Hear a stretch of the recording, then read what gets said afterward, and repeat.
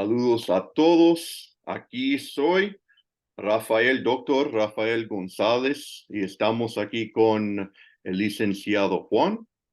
Y suscríbanse al canal y dejen un comentario si quieres. Y vamos a tratar hoy, el tema hoy es hablar de Suárez, la libertad en el ambiente católico. Y específicamente Francisco Suárez, el gran jesuita del siglo XVI. Y siempre estamos tratando de tocar, ¿no? Profundizar en estos temas para que podamos amar a Dios, siempre con el fin de amar a Dios. Dejan las noticias siempre nos quitan mucha paz interior, y profundícense, ¿no?, con nosotros en estos temas para que sean, ¿no?, el contenido para su oración y para su vida cotidiana. Bueno, entonces la libertad. ¿O qué es la libertad? Vamos a hablar de ella de manera general.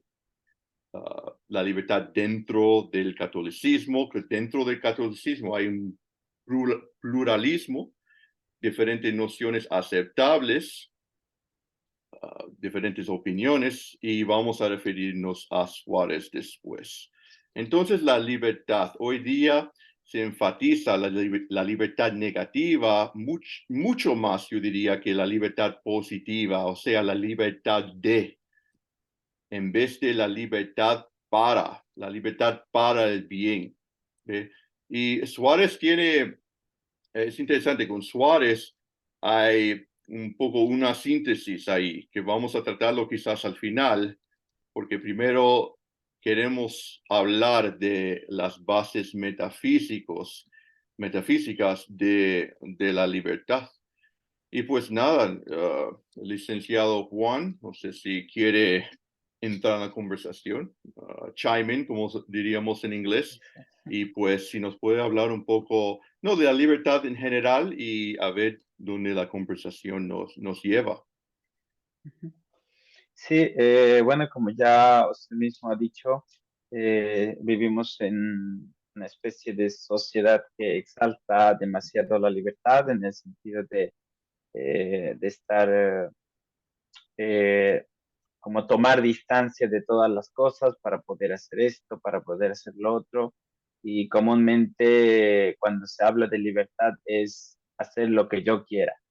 Ese es como el eslogan que circula. Entonces yo hago esto porque soy libre, vivimos en un país libre, o etcétera, etcétera, como si fuese la panacea de todo el actuar humano, la libertad.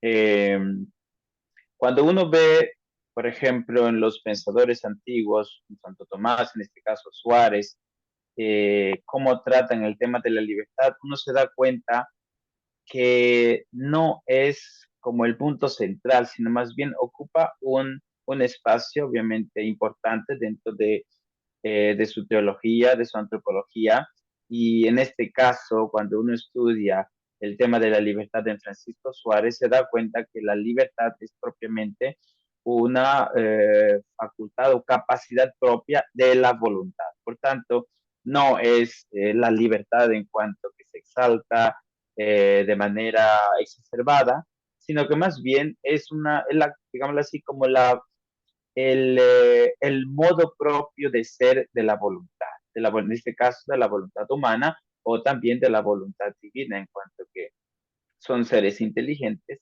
que pueden guiarse, en el caso divino, pues siempre se guía por el bien moral, y en caso del hombre también puede guiarse, pero que muchas veces, o sea, por dificultades en el ambiente en el que vive, o las nociones que tenga, la educación que tenga, o simplemente porque algunas veces no quiere, pues también es capaz de determinarse en un sentido u otro. Este es como el punto o más bien el marco en el que se desarrolla el tema de la libertad de Suárez, como una capacidad propia de la voluntad y no como el caballo de batalla de todo ser humano, ¿no? Claro, sí. No, eso es muy interesante que menciona claro, la voluntad. pero siempre la voluntad como, digamos, colaborando con el intelecto, porque algunos acusan a Suárez de ser voluntarista y es interesante que a Tomás lo acusan a ser intelectualista o no sé si estoy diciéndolo bien en español, él destaca al intelecto, pero Suárez tiene una posición bastante como el espíritu católico, sintética, interesante en eso. Efectivamente, Ajá. ahora que mencionaste esto, en el estudio que hice sobre la cuestión de la libertad, concretamente el título de mi tesina era La indiferencia de la libertad en Francisco Suárez. En el segundo capítulo de la tesina he intentado explicar cómo o la manera en el que Suárez concibe la libertad humana. Y él tiene presente que la libertad humana es imagen, semejanza de la libertad divina. Entonces, a partir de esta premisa, así como Dios, todo cuanto hace, todo cuanto puede obrar, está regido por su intelecto omnisciente, de una manera participada en el hombre, la libertad se presenta del mismo modo. Por eso él cataloga, al menos lo que recogí en la tesina, obviamente tiene más, pero lo que me interesaba en ese momento era recalcar que para hablar de libertad en Suárez, la libertad humana concretamente, se necesitan lo que él llama tres condiciones o requisitos de la libertad. Primero, obviamente, el actuar divino, el concurso divino, que él llama concurso simultáneo indiferente. Luego, la inteligencia, es decir, el hombre solamente es libre porque posee inteligencia y no es libre de la inteligencia, como diciendo, yo puedo pensar lo que se me ocurra, también lo puede hacer, pero principalmente la libertad se da en los seres inteligentes. Dios, los ángeles, en este caso los hombres, los seres humanos. Y finalmente, el otro punto que recogí era la cuestión de del fin como la causalidad final, vaya, porque Suárez concibe estos tres elementos como, digamos así, tal vez como los más importantes, en orden a esclarecer todo la cuestión de la libertad, porque no es en Suárez sobre todo, no, uno no puede hablar de un voluntarismo al estilo de Ockham, en Claro. el que prácticamente Ockham es muy drástico, él llega a decir por ejemplo, Dios podría condenar a una persona santa. ¿Por qué? Porque es libre. Y entonces, como Claro. es libre, puede hacer lo que quiera. Y si ha habido una persona que no ha sido más que vivir, desvivirse por Dios y ser de Dios y ayudar a los hermanos, yo qué sé, al prójimo, etcétera, etcétera. Pero si Dios dice, pues lo condeno, en Dios no sería ningún problema. Ujú. Precisamente por eso Dios podría decir que lo que antes era malo, ahora es bueno. Por ejemplo, la blasfemia, en este caso, en el mundo actual, pues yo qué sé, la homosexualidad, los actos, la fornicación y cosas así. En la perspectiva de Ockham, podría Dios mandar que estas cosas sean buenas. Sin embargo, en la perspectiva real de la tradición, por ejemplo, escolástica y de la teología católica, Dios no puede hacer eso sencillamente porque Él es bueno. Y como por naturaleza es bueno, todo cuanto va a ordenar y pedir tiene que ser igualmente bueno, ¿no? En ese sentido, tiene como más coherencia, más cohesión, y por eso es posible hablar de actos intrínsecamente malos, que no porque Dios diga tal cosa van a ser buenos, porque principalmente Sí, porque Dios tampoco los puede querer, ¿no? sí, yo quiero tratar de ese punto, es interesante, pero solamente quiero dar un poco de contexto que Suárez está destacando y también exponiendo la libertad, porque en su contexto fue negada y doctrina negada es definida mejor. Entonces, por los protestantes, Lutero, Calvino, por creer en la corrupción total del estado humano después del pecado original, por eso no creen en la libertad humana.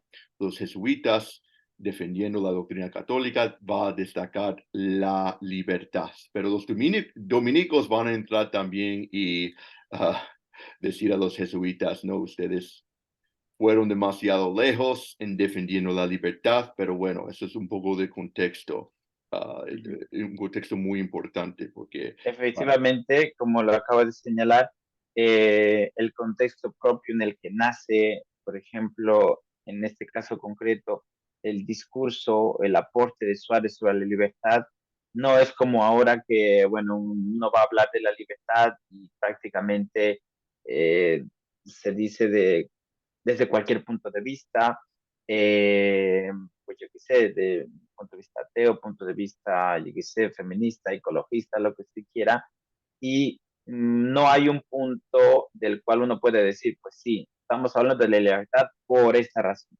En cambio, como acabo de mencionar, tanto la escuela jesuítica como la escuela dominicana, que hasta ese momento, en ese sentido, la existencia de la libertad era prácticamente aceptada por todos, era una evidencia, nadie se le había ocurrido en ese sentido como ponerla muy en tela de juicio, como lo hace, por ejemplo, la corriente protestante, y es precisamente por esto, porque cuando Lutero inicia su revolución, hace realmente una revolución a nivel tanto social, político como teológico y filosófico, él por defender la presencia de Dios en sentido demasiado exacerbado, llega hasta negar la libertad humana, porque él no llega a entender o no llega a entender o tal vez no le interesa entender, había que estudiar ese asunto, pero no llega a entender cómo, si Dios conoce todo, el hombre puede ser libre,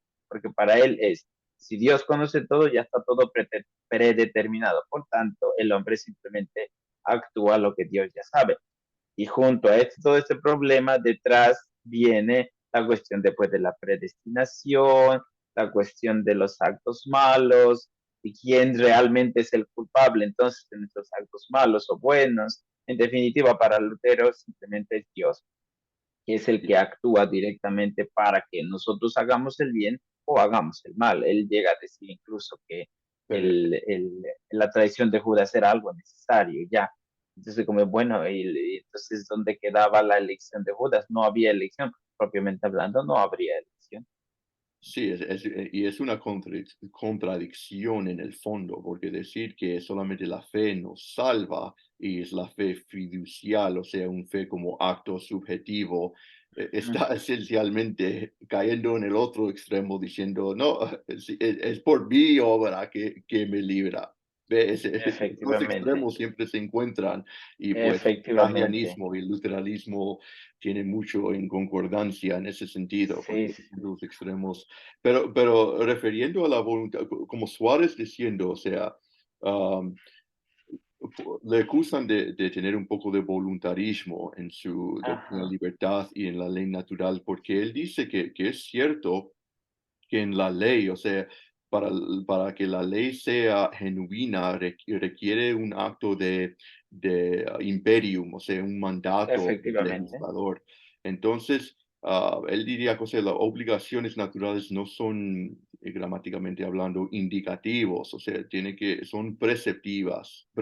efectivamente. Entonces, es interesante porque parece que él da un poco más importancia, o sea, no cae en un puro naturalismo de Rimini. Yo creo que Rimini, que Ujú. bueno, algunos lo defiende que él fue ortodoxo, pero parece que él defendió un fuerte naturalismo que aunque no había Dios, ok, sin Dios habrá, o sea, obligaciones naturales Ajá. dentro, o sea, como imbuidos, digamos, en nuestra naturaleza, que es un poco demasiado, pero entonces Suárez, ah, como que necesitamos un mandato positivo de Dios, pero también lo junta con la ley natural, no sé si... Efectivamente. Ujú, sí, la cuestión del vínculo que suelen hacer con, eh, por ejemplo, hacen algunos autores, hacen un vínculo entre Occam, Suárez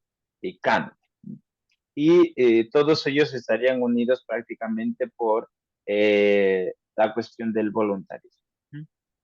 Sin embargo, el, la voluntad en Suárez no es la misma voluntad, en este sentido, especulativamente hablando, como la explica Ockham, porque como Ockham ya hemos dicho, para él prácticamente libertad significa poder deshacerme yo mismo de mi naturaleza, de mi intelecto, de las cosas que tengo, ¿no? En cambio, en Suárez, el vínculo entre el intelecto y la voluntad es muy estrecho. Entonces, por eso el hombre, en este sentido, aunque para actuar ciertamente necesita del intelecto, porque necesita conocer el bien, y una vez que lo capta, es cuando, digamos así, entra en función la voluntad con su facultad específica, que es la libertad, en el sentido de que cuando el hombre reconoce un bien, puede hacer dos opciones, o seguirlo o rechazarlo. Y solamente en esto consiste el voluntarismo de Suárez, es decir, en la capacidad de elegir actuar o no actuar, o si ya me puse en la acción, incluso de detener la acción que ya he hecho. Pero eso no es actuar del intelecto, es actuar de la voluntad, porque el intelecto conoce la verdad y por eso Suárez dice que en el intelecto propiamente hablando no es libre porque está necesariamente ordenada hacia la verdad. Claro, eh, el que va a decidir si actúa o no es la voluntad. En este claro, sentido, en este sentido, él habla de determinación de la voluntad, es decir, determinación a actuar o no actuar o a detener mi acción. Por eso incluso, por ejemplo, Santiago Fernández Curillo en varios artículos llegan incluso a utilizar la palabra autonomía de la voluntad en este sentido, en el sentido de que puede actuar una vez que conoce la verdad, la puede rechazar o la puede aceptar o claro. Es como precisamente. bien haga la voluntad.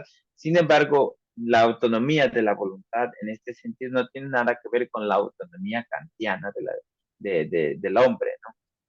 Son conceptos totalmente distintos que si uno se queda solamente en las palabras, bueno, podrían coincidir las palabras, pero el contenido conceptual de ambas teorías son totalmente diversos y decir que son lo mismo es demasiado reductivo, ¿no? Es prácticamente desconocer el pensamiento genuino del doctor Granadino.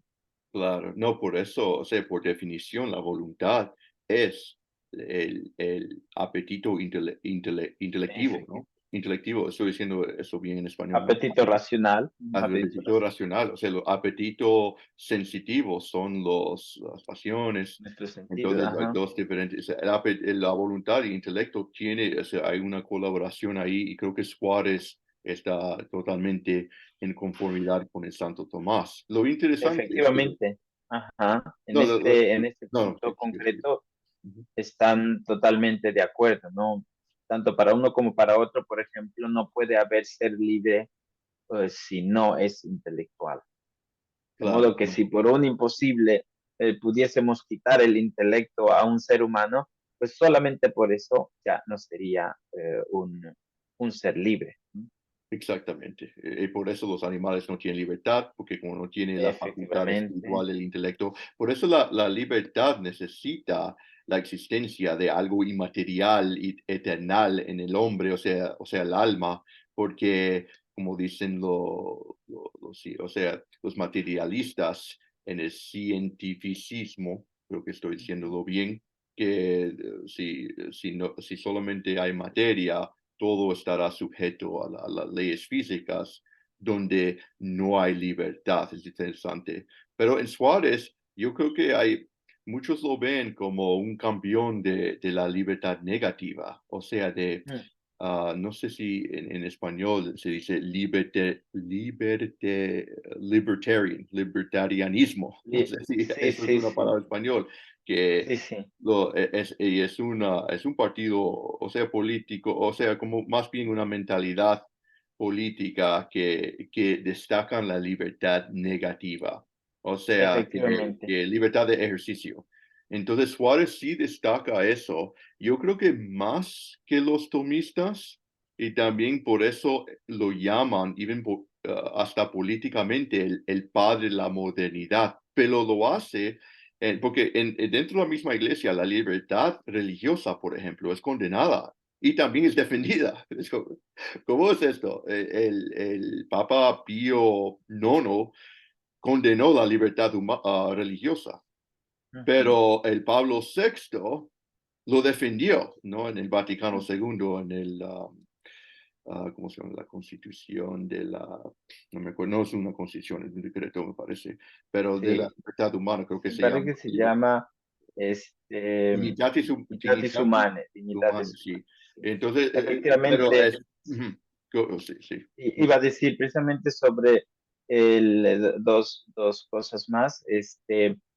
Cuando, o sea, Suárez como que, desde mi punto de vista, él logra poner la libertad como aquella facultad por la que el hombre es dueño de sí mismo y se determina en este caso, por ejemplo, en el ámbito moral, a ser bueno o a ser malo.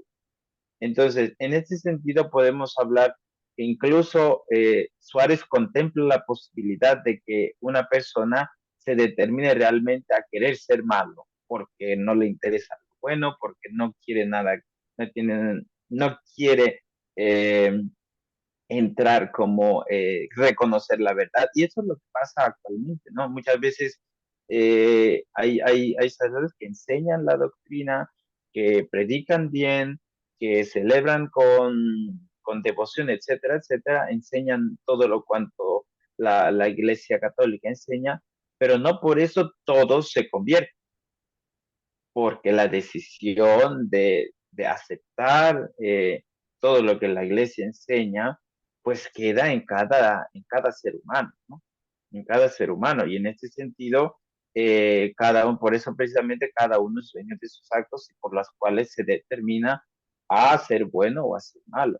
Y por lo que se refiere a la cuestión de la libertad religiosa, es un punto también muy interesante porque por ejemplo, hasta prácticamente casi antes, si no mal recuerdo, hasta antes del Vaticano II, la expresión libertad religiosa era muy rechazada, porque la gente lo vinculaba más bien con el liberalismo, y los pontífices lo entendieron de ese modo, entonces, en el sentido de no querer aceptar la verdad de las cosas, aceptar la verdad de una religión, la verdad revelada por Cristo. En este sentido, la libertad religiosa, como entendida como yo puedo creer lo que me da la real gana, yo puedo actuar en la religión o de esta manera o de otra, pues ciertamente esa noción de libertad religiosa siempre fue rechazada. Ahora bien, perdón, en la Constitución, en el decreto Dignitatis Humanae, propiamente allí la libertad religiosa tiene unas características muy particulares, es decir, es el derecho de buscar la verdad en materia religiosa y actuar conforme a ella. Entonces, no es la libertad religiosa en el sentido de que, bueno, me da lo mismo ser mormón, que satanista, que católico, que protestante, porque reina la libertad religiosa. No, las palabras que se utilizan allí son realmente indican que lo que está queriendo resaltar con las palabras libertad religiosa significan el derecho innato de toda persona de buscar la verdad en materia religiosa y después el derecho también de actuar conforme a ella, que como ven no es el tipo de libertad religiosa que normalmente se oye por ahí, lo que comúnmente la gente entiende. Tiene un ámbito bastante, digamos así, reducido en el sentido de que indica bien a qué se está refiriendo, ¿no? Sí, sí, la libertad, o sea, que condenó el Pío IX, parece que libertad religiosa es la libertad en el sentido profundo, la libertad en el sentido positivo, la libertad para, y siempre es para el bien y para la verdad, por supuesto, pero creo que Pablo VI estaba hablando del sentido negativo, que tenemos libertad de esfuerzo, digamos, porque la fe es un acto interior, y creo que, pero Suárez parece que es un campeón, por ejemplo, ah, él rechaza el principio de aristotélico tomista, que todo lo que se mueve es movido por otro. Él rechaza también eso para probar la existencia de Dios como una prueba física, que Efectivamente, porque si todo lo que, porque si todo es movido por otro, entonces, ¿dónde queda la libertad? ¿No? efectivamente, el punto en discusión es eso. Suárez llega a admitir que puede aplicarse eso en los seres físicos, en el mundo material, en el movimiento de los planetas. No hay ningún problema en este sentido que un primer motor mueva a otro motor y este al otro, etcétera, etcétera. El problema de la aplicación fisicista de de este principio se da precisamente con los seres de actuar libre. Es decir, Suárez no lo acepta porque no es aplicable en la cuestión de la libertad humana. Si fuese así, si para que yo actúe tengo que esperar a que otro me mueva Ujú. y este a su vez otro, etcétera, etcétera, al final, ¿quién es el que está moviendo? No soy yo, va a ser el primer motor que me está moviendo a actuar y por tanto en este sentido Suárez se da cuenta que aplicando este principio a los seres espirituales, la libertad prácticamente queda anulada, que es una Claro. de las grandes, por ejemplo, las grandes objeciones que puso al sistema atomista. O sea, si esto es así, la libertad que ustedes están enseñando no es propiamente libre. Sí, Entonces, sí, porque no, toda la cuestión de la predeterminación física está prácticamente allí. ¿No? Si necesito que Dios me dé ese impulso físico, porque ellos hablan de algo físico, o sea, no es simplemente que me atrae con promesas o con la vida eterna, sino que lo conciben como un empujón, vaya, un empujón, como un impulso, como una premoción física, o sea, que físicamente yo recibo algo, por el cual yo me muevo a actuar. Y esto es lo que dice Suárez, pues eso no puede ser así, porque en última instancia no soy yo el que me estoy moviendo a mí mismo, sino Dios. Entonces, tanto para lo bueno como para lo malo, en última instancia Dios sería el culpable de todo. Ciertamente la escuela atomista afirma que la libertad del hombre es verdadera, sin embargo, el punto no está allí. El punto difícil es en el modo de explicar la conjunción entre actuar divino y actuar humano. Ese es el problema que reconoce Suárez en la escuela atomista. No es tanto porque ellos admiten que el hombre es verdaderamente libre, ellos nunca lo niegan. El claro, punto, digamos así, de división es que no consiguen explicar el actuar divino y el actuar humano. claro, claro. Y Es, justamente iba a preguntar sobre eso y pues ya empezó usted ya a exponerla, sí, perfectamente, sí, por eso, porque Dios es la causa primera de toda cosa, o sea, el mismo acto, el acto malo, el acto pecaminoso, en cuanto acto, tiene su ser de Dios, pero justamente yo iba a preguntar si puede un poco exponer, ya estaba eh, llegando eh, a ella, ajá, sobre, ajá. Suárez trata esta cuestión de los actos buenos y de los actos malos en la línea de su propuesta propia, que es del concurso simultáneo divino. Porque dice, ciertamente todo cuanto existe depende de Dios, incluso el actuar humano libre. ¿Mm? Entonces ahí es donde viene la cuestión, bueno, ¿y cómo es que mi acto es mío y no de Dios? ¿Cómo es que entonces yo puedo ser libre? Y es donde entra la propuesta de Suárez. Él propone un concurso simultáneo divino. Es decir, con el concurso simplemente lo que está indicando Suárez es que para que yo actúe, Dios tiene que actuar. O sea, hay una acción simultánea, tanto yo actúo como él. Concurso simultáneo, es decir, Dios no me da ni un impulso, ni físico, ni moral, ni de ningún otro modo, sino hasta el momento en el que yo me decido a actuar. Por eso es simultáneo. Su caballo de batalla en este momento es, no se necesita una acción para la acción. O sea, para que yo actúe, no necesito que otro se esté actuando, sino que Dios va a actuar simultáneamente conmigo. Es decir, en el momento en el que yo me decido a obrar, en ese momento me da Dios, me hace causa eficiente de mi propio acto. Y tercero, es el indiferente.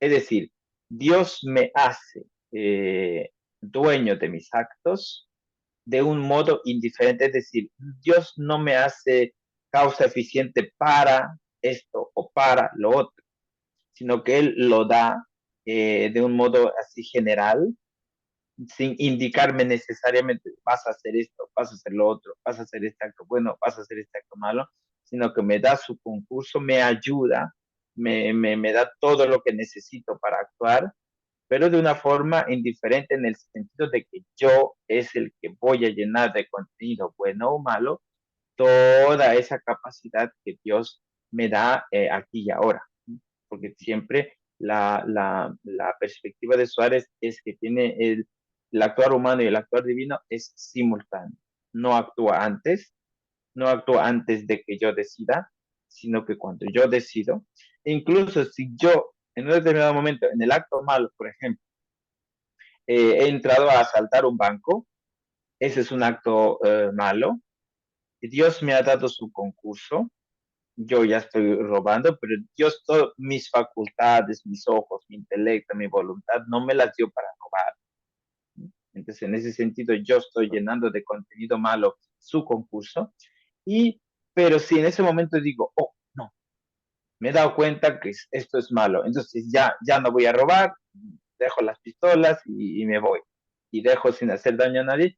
Incluso en ese momento, o sea, Dios no me da un plus de energía, ni un movimiento, ni un nada que me detenga, sino que yo mismo decido detenerme y en ese momento Dios me sigue dando su concurso para cambiar de dirección. Por eso en Suárez la cuestión del pecado, del actuar malo, no se le puede imputar a Dios por la sencilla razón de que Dios no concurre a los actos para obrar mal, sino para lo que yo elija. Sí, sí, no, qué bien. Y en cuanto mal, no, o sea, eso totalmente pertenece a nosotros, porque el último Efectivamente. acto, sí, es ese. Ajá, Entonces, y si es bueno, precisamente por eso nosotros podemos ganar el cielo, obviamente, porque concurre con su gracia, concurre con todos los elementos que nosotros necesitamos para actuar y nosotros lo llenamos de, de lo bueno, de lo malo. Precisamente por eso el hombre es capaz de, con sus actos, poder adquirir la gloria eterna, porque al recibir el concurso o simultáneo, indiferente de Dios, el hombre lo llena con su actuar bueno y entonces es digno de premio o de castigo si lo ha llenado de cosas malas, ¿no? De actuar mal. ¿no? O sea, muchos preguntan, ¿por qué Dios permita el mal? Pero, o sea, no sabemos cuántos actos Dios quizás ha impedido. Pero lo interesante es que desde toda la eternidad, Dios ha decretado dar su concurso o sea, a nuestro, o sea, crear seres libres es un tremendo riesgo, porque Efectivamente. ya es supuesto a hacer mal, pero también yo creo que Dios ha impedido muchas cosas malas que nosotros no sabemos. No sé si... Ujú. Efectivamente, en última instancia, todo este problema de por qué Dios no detiene el mal En última instancia, es ciertamente un misterio. Nosotros no podemos abarcar eso. Pues, Sin embargo, podemos acercarnos en cierta manera. Primero, la razón es que si Dios tuviese que intervenir en cada momento para impedir todos los pecados, entonces la pregunta es, ¿por qué nos da una facultad para determinarnos y después nos lo quita? ah, En segundo momento, Dios tendría que estar actuando a cada rato con unos milagros ahora, después, yo qué sé. Todo sería como una especie de que de esas de las personas que una vez que uno no puede prever todo y está como poniendo aquí, allá, mandando para esto, para lo otro, como para intentar solucionar aquello que hice mal, ¿no? Pero es que Dios es totalmente distinto. Dios ya supo, previó todo lo que iba a pasar. Y podríamos decir, un poco tal vez exagerando, Dios quiso correr el riesgo de crear un ser libre que no podría regresar. Sin embargo, Dios nos ha creado así y no quiere simplemente actuar con milagros a cada rato para claro, impedir todos los males del claro, mundo. Precisamente, Dios no nos dio la libertad para actuar mal, sino para actuar bien. En ese sí. sentido, la finalidad por la cual nos dio fue para el bien, y si nosotros lo usamos mal, pues Él no está obligado a subsanar en cada momento, en cada segundo, en cada día, en cada hora, todo cuanto hagamos mal. Sí, el problema es que con el concurso simultáneo, ya ah, cuando nos dirigimos a la gracia, parece que, pero porque Suárez dice que la gracia no eficiente es extrínsecamente Efectivamente, eficaz por la obra, o sea, por la efectivamente. aceptación del Ujú. acto libre, Sí, pero ajá. ahí, De hecho, sí, ajá, un punto que es importante resaltar, así como la doctrina atomista tiene esta gran objeción de cómo ujú, conjugar actuar divino, actuar humano, por tanto hay un elemento de misterio que no lo pueden penetrar. Del mismo modo, la escuela jesuita y Suárez a la cabeza, no llega a dilucidar absolutamente todos los problemas.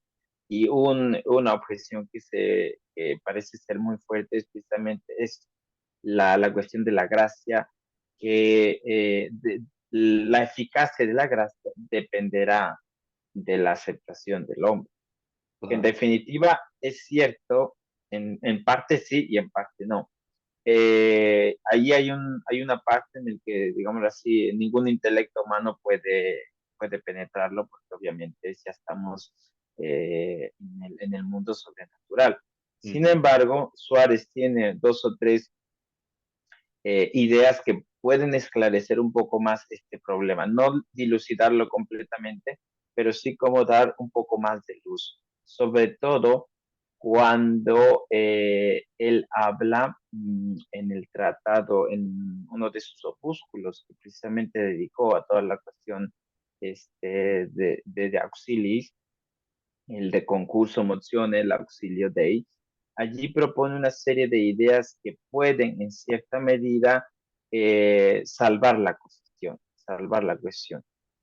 Ahora mismo se me fue la idea, lo que iba a no decir, te preocupes. pero bueno, Ya vendrá. para la siguiente seguramente me sale. No, no sé si se acuerda usted que tuvimos estudiando juntos hace tiempo, que vino un profesor español, un tomista famoso, doctor Forment, no sé si tú Sí, sí, conoces a así es. Forment, y él habló de la gracia siendo intrínsecamente eficaz. Y el Ajá. gracia suficiente y gracia eficaz son realmente distintas. Y decía, ¿qué Ajá, confusión aquí? Y decía, qué sí, raro aquí. Y siempre pensaba, claro, claro, esa no es eso no es de claro, sí, nuestra sí. escuela de empezar, el Sí, sí, suarista. ya me acordé, ahora ya me acordé, mire, Ajá, ajá. cuando habla precisamente de esto, de este problema, Suárez sí ciertamente cataloga la gracia ineficaz, y aquí me lo hizo recordar usted, la gracia eficaz y la gracia suficiente. Es decir, Dios da a todos la gracia suficiente para salvarse. Ujú.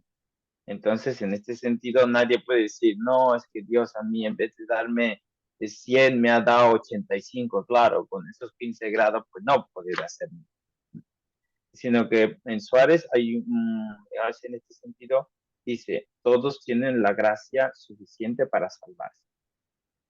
Que después Dios da a algunos una gracia, digamos así, que va a ser eficaz, sí, lo puede hacer Dios, porque al fin y al cabo Dios es dueño de sus dones y cuando da a cada uno conforme Él quiere, porque propiamente hablando, precisamente la gracia nadie la puede merecer en sentido totalmente estricto. ¿No?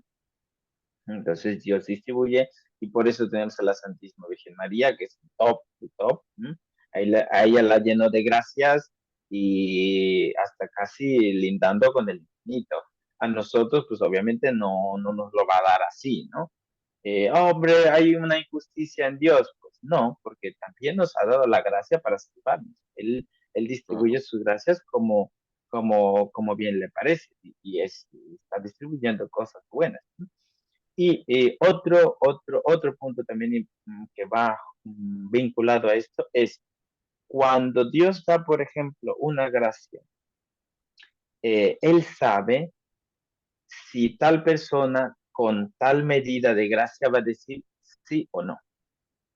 Entonces, es cuando, por ejemplo, da lo que se me fue la palabra concretamente, pero cuando, sí, Dios busca como el momento, que muchas veces eso pasa también, Dios busca el momento o espera el momento en el que el hombre está como blando, ¿no?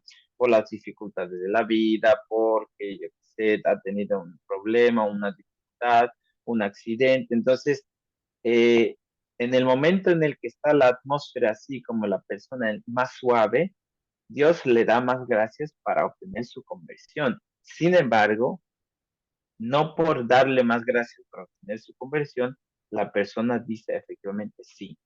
Sin embargo, Dios le ha dado todo lo necesario como para que ascienda. Entonces, y ahí es donde queda el punto oscuro otra vez.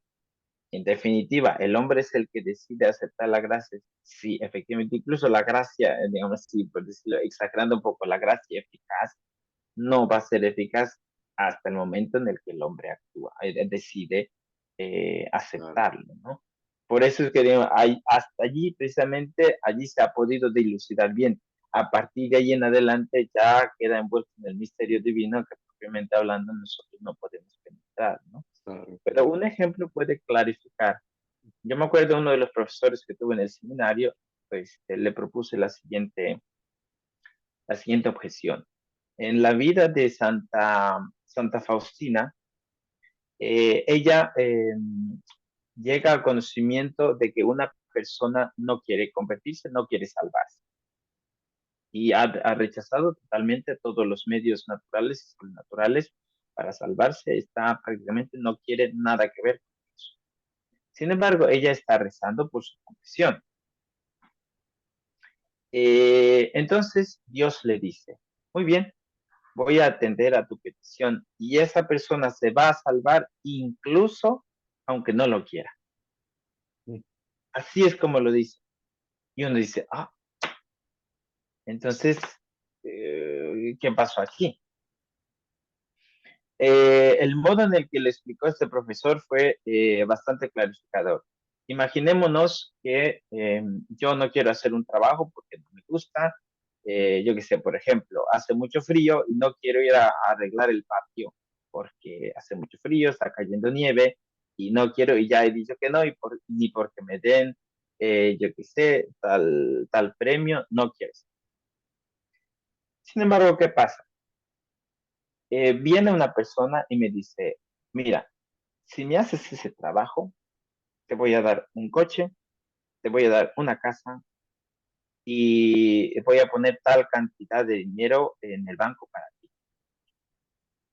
Entonces yo digo, bueno, pues tal vez convenga que yo salga. Yo digo, sí, voy a ir.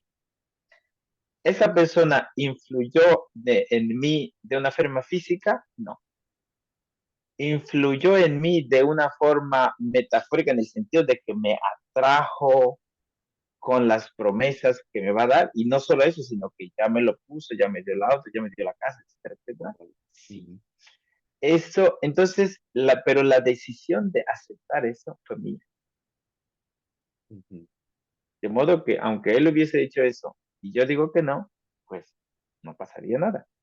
Eso fue el modo como lo explicó el profesor. Es decir, Dios le dio en ese sentido tal cantidad de gracias que el hombre dijo, vaya, pues esto es absolutamente fantástico.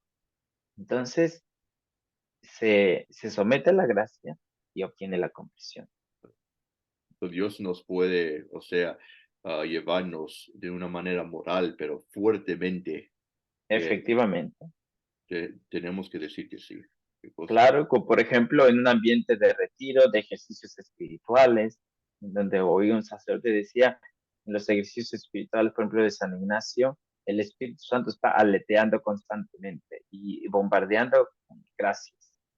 Recuerdo ahora mismo un caso, fue impactante, un retiro de chicos, muchos de ellos se vieron realmente eh, como digamos así, como bombardeados por inspiraciones divinas, por las gracias de Dios, que muchos de ellos dijeron, pues sí, voy a comenzar una nueva vida e incluso voy a comenzar una vida de comunidad porque creo puede ser que Dios me esté llamando. Sin embargo, uno de ellos dijo, en estos ejercicios he visto que Dios me está llamando, que me ha dado las gracias necesarias para seguirlo, que incluso estoy seguro de que Él me va a seguir dando sus gracias para perseverar, pero yo no quiero. Así lo dijo. Mm, Si uno dice, bueno, sí, sí, pues no hay nada que hacer. sí, no, más que, O sea, Él ha visto todo eso, que Dios lo había llamado, que le había dado las gracias, que digamos, era evidente su vocación en ese momento para Él, y sin embargo, dijo, pero yo no quiero. Y uno no dice, puede decir bueno, que no puedes, tiene que decir que no quieres. eso, que no quiero, efectivamente, eso fue lo que dijo, y yo no quiero, eso fue lo que dijo. Sí, Entonces uno qué dice, cosa, ¿eh? Pero pues será, entonces la bueno, yo cuestión, sé que usted tiene que ir, pero será como de menos mérito, ¿no? Si uno tiene mucha fuerza moral de Dios, siempre, digamos, yo creo que al principio de la vocación conversión, Dios atrae con gracias fuertes, claro, o sea, con muchas razones morales, ajá, pero creo que ya después Dios, para que uno pueda tener altos grados claro, de gloria por su mm, mérito, aquí su mérito sobrenatural, conviene, claro, y Dios lo quiere, que hay poco, o sea, hay como gracias suficientes en el sentido bueno, efectivamente, que está dando ajá, lo suficiente, no siempre, ¿Ricardo? o sea, suficiente en el sentido, no, sí, suficiente dando las gracias suficientes, pero no gracias como extraordinarias. Claro, Es claro, que, bueno, por lo menos que uno no siente, es que, ajá, eh, efectivamente lo que algunos santos decían,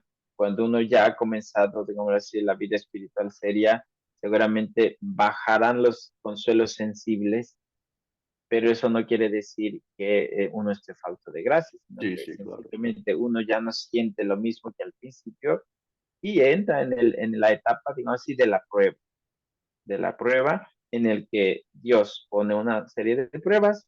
Si lo superas, te da más gracias. Y si superas esto cada vez más, es un claro. modo como para también nosotros adquirir los méritos y poder también actuar en nuestra salvación. Sí, no, yo creo que los tomistas serían buenos, su posición sobre la gracia es bueno para el principio de la conversación o una vocación, Efectivamente. pero ya Y suave, algunas veces, ajá, una vez yo digo, personalista. ojalá fuese como ellos lo explican. Sí, ojalá que fuese. Realmente menos gente se condenaría. Sí, El sí, problema es que todo indica que no es así. claro, claro, claro. Bueno, que ha sido una buena conversación sobre la libertad. Podemos continuar quizás con una parte 2 y pues Claro que sí. solamente a la audiencia pido oraciones para mi amigo, licenciado, seminarista Juan. Y pues sí, yo sé que usted tiene que ir, ya pasamos el tiempo. Y Ujú. pues nada, vamos a seguir para la segunda parte y no sé si quiere decir la última palabra, le dejo a usted. Pues sí, simplemente agradecer esta oportunidad de dar a conocer de una forma más bien sencilla el pensamiento de Suárez acerca de la libertad y que, como hemos visto, tiene muchas conexiones. No es una explicación o especulación desgajada de la realidad, ¿no? Ni de la realidad concreta ni de la sobrenatural, ¿no? Entonces todo ve que uno logra como entender que Suárez tenía en mente todo el mundo natural y sobrenatural al momento de formular su pensamiento y dar una posible solución al misterio del actor divino y actor humano, en concreto sobre el tema de la ley. Sí, un sistema tremendo, de Suárez. Bueno, pues nada, adiós y que Dios les bendiga.